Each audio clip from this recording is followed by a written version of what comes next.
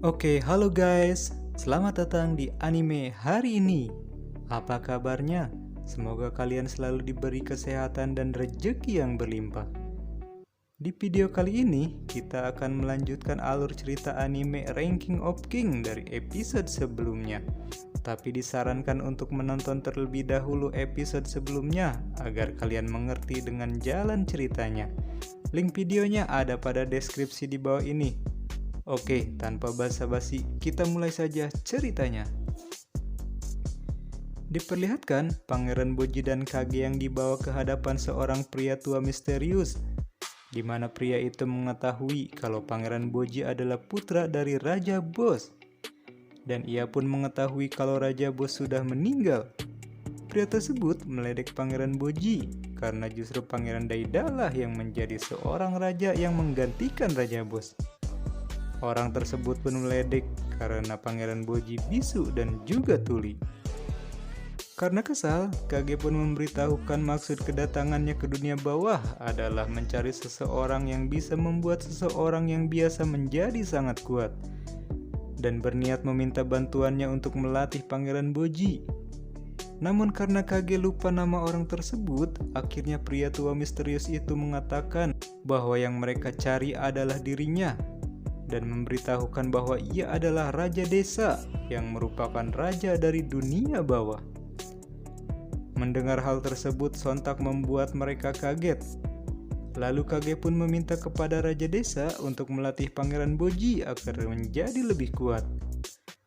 Raja Desa yang ingin melihat seberapa besar potensi Pangeran Boji, ia pun memerintahkan salah satu prajurit terkuatnya yang merupakan komandan pasukan ksatria dunia bawah untuk mengetes sejauh mana kekuatan Pangeran Boji.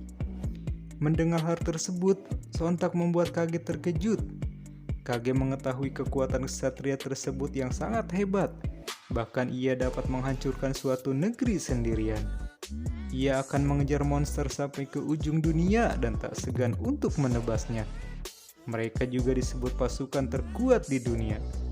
Namun Pangeran Boji yang mengetahui hal tersebut tak gentar sedikit pun. Ia justru sangat bersemangat. Pangeran Boji lalu berusaha menyerang komandan dunia bawah tersebut. Namun serangan Pangeran Boji sama sekali tak berpengaruh terhadap komandan tersebut. Beberapa kali Pangeran Boji memukul, namun tak berarti apa-apa. Hal tersebut membuat Raja Desa kecewa dan menghentikan pertarungan tersebut. Namun Kage tak tinggal diam, ia pun menjelaskan bahwa kemampuan hebat Pangeran Boji adalah menghindari serangan lawan. Mendengar penjelasan Kage, Raja Desa pun memberinya satu kesempatan lagi. Komandan pasukan dunia bawah itu ternyata menaruh harapan besar kepada Pangeran Boji yang merupakan putra dari Raja Boss. Dan ia pun akan menyerang Pangeran Boji dengan sungguh-sungguh. Namun saat komandan tersebut menyerang Pangeran Boji dengan tombaknya, ternyata dengan mudah Pangeran Boji dapat menghindarinya. Tak percaya dengan apa yang terjadi, komandan tersebut berusaha kembali menyerang Pangeran Boji dengan semua kemampuan yang ia miliki. Namun semua serangan tersebut tak ada satupun yang mengenai Pangeran Boji. Dengan hasil tersebut, Kage meyakinkan Raja Desa bahwa Pangeran Boji sangat hebat dan memiliki potensi menjadi lebih kuat. Namun Raja Desa tetap tak ingin melatihnya dengan alasan Pangeran Boji tidak akan bisa mengalahkan lawan dengan cara bertarung seperti itu. Bahkan Pangeran Boji sama sekali tak bisa menghancurkan baju jirah lawannya. Dan meminta Pangeran Boji menyerah dengan keinginannya untuk menjadi seorang raja. Tak menyerah sampai di situ, Kage tetap memohon agar Raja Desa bersedia melatih Pangeran Boji. Lalu Kage mengeluarkan sebuah surat rekomendasi dari kerajaan Boss dan memberikannya kepada Raja Desa. Namun setelah membaca isi surat tersebut, Raja Desa malah merobeknya lalu menyuruh pasukannya untuk mengusir mereka berdua. Komandan pasukan dunia bawah pun lalu membawa mereka keluar istana lalu melemparnya keluar.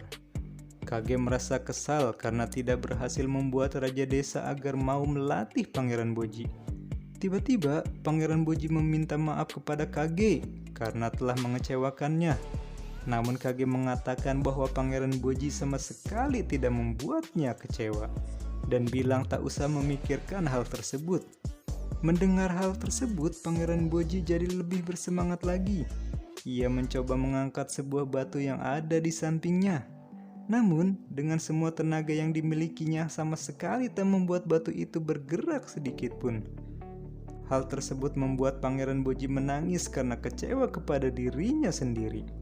Karena merasa gagal, Pangeran Boji dan Kage ingin pergi dari tempat itu.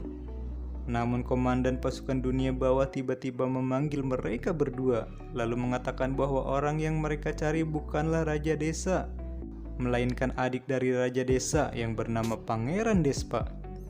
Ia memberitahukan bahwa mereka dipermainkan oleh Raja Desa, karena Raja Desa tidak menyukai Pangeran Despa. Komandan dunia bawah pun memberitahukan alasan ia memberitahukan hal tersebut karena ia ingin melihat perkembangan Pangeran Boji. Mendengar hal itu, Pangeran Boji pun kembali bersemangat. Setelah mereka berpamitan, mereka pun lalu pergi mencari keberadaan Pangeran Despa. Scene berganti kepada Raja Daida yang berada di ruang bawah tanah, di mana cermin Miranjau yang kecewa karena Raja Daida menolak ramuannya yang akan membuat Raja Daida memiliki kekuatan Raja Bos. Raja Daida pun meminta maaf kepada Miranjau karena telah mengecewakannya. Ia beralasan ingin menjadi kuat dengan caranya sendiri. Ia pun kembali teringat dengan pertarungannya dengan Pangeran Boji, di mana beberapa kali ia dipukul oleh Pangeran Boji, dan mengingat saat di mana para petinggi kerajaan memilih Pangeran Boji yang menjadi pengganti Raja Bos. Tiba-tiba muncul seseorang dari balik pintu. Orang tersebut tak lain adalah Apeas, sang tombak raja. Sontak Raja Daida kaget karena ia berpikir kalau Apeas masih hidup berarti Bebin yang ia utus untuk membunuhnya telah kalah. Tiba-tiba Apeas berlari menyerang Raja Daida dan menghunuskan tombaknya kepada Raja Daida.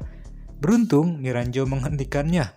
Apeas yang mengenali suara itu pun kaget, ternyata orang yang dulu ia kenal telah berubah menjadi sebuah cermin. Teringat ke masa lalu, Apeas yang dibawa oleh Raja Bos ke suatu tempat yang sangat menyeramkan, di mana terdapat banyak patung hewan raksasa yang telah dibekukan. Di hadapan mereka ada seorang wanita misterius yang duduk di sebuah singgasana dan dikawal oleh dua orang yang aneh. Wanita itu pun memanggil Apeas untuk mendekatinya.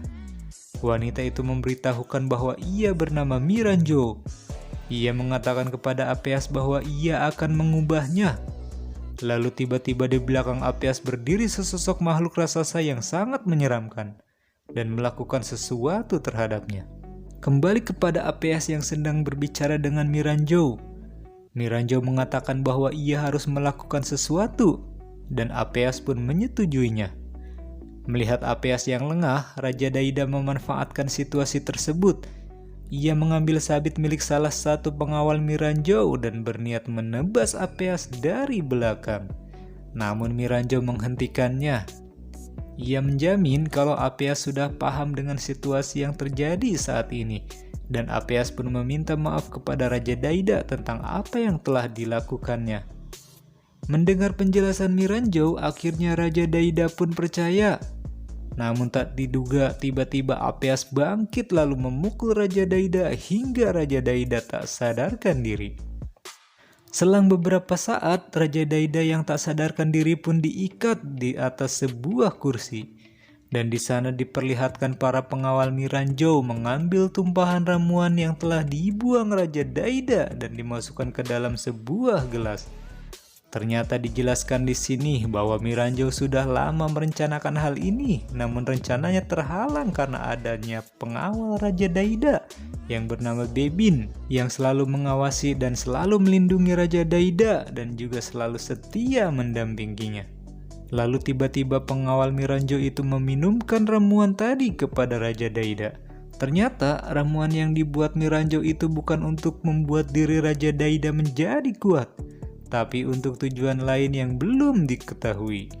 Kembali kepada Pangeran Boji dan Kage yang berhasil masuk ke sebuah kota besar yang ada di dunia bawah, sambil membayangkan bahwa Pangeran Despa adalah raja yang sangat hebat.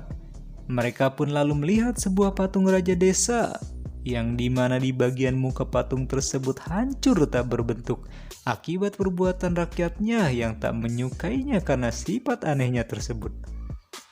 Pangeran Boji dan Kage terus mencari keberadaan Pangeran Despa. Tiba-tiba Kage berteriak dan menunjuk ke sebuah rumah yang ia yakini rumah itu merupakan tempat kediaman Pangeran Despa. Mereka pun bergegas menghampiri rumah tersebut. Lalu Kage mengetuk pintu rumah itu dan berteriak memanggil orang yang ada di dalamnya.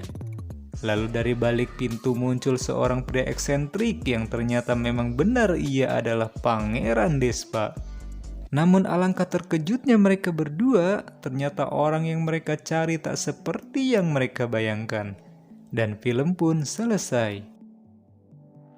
Dan bagi kalian yang suka dengan alur ceritanya, silakan tekan tombol subscribe dan nyalakan lonceng notifikasinya.